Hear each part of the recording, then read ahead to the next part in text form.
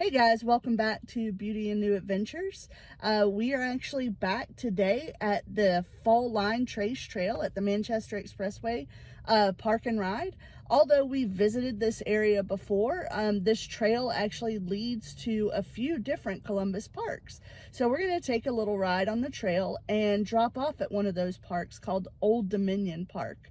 I haven't been there since I was a kid. My dad used to play basketball there, so I'm really excited to go back and see it. I'm going to count this as a new adventure because it has been probably 35 years or so since I've been there. So let's go take a look.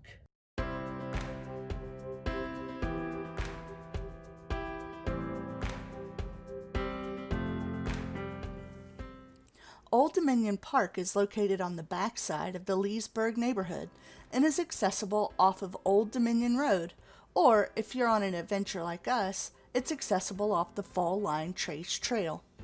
Riding the trail north, you'll come upon the park on your left. It's not clearly marked, but it's right before the Billings Road intersection. When we passed this park on previous days, there were always kids playing, and it really drove my desire to revisit the area. Today, however, COVID has taken its toll. There was absolutely no one at the park.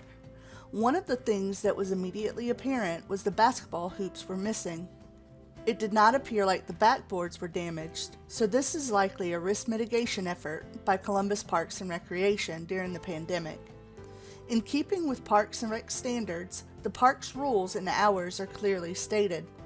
This park does have a nice sized piece of playground equipment. Unfortunately, because of the pandemic, it also features this sign reminding visitors that it may not be safe to play here.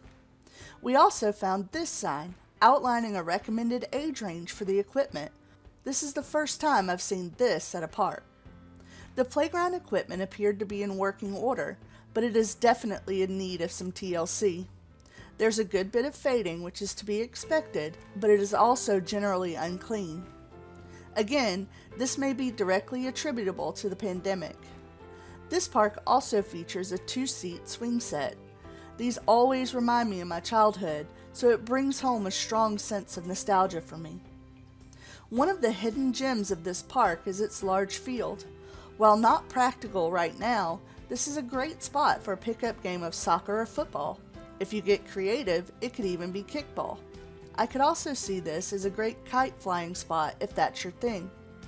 Overall, I enjoyed my visit to this park, but I would love to see it get some TLC. I love the fact that this park is so easily accessible off of the Fall Line Trace Trail, and that goes both ways. If you are in the Leesburg neighborhood, this is a great way to access the trail itself.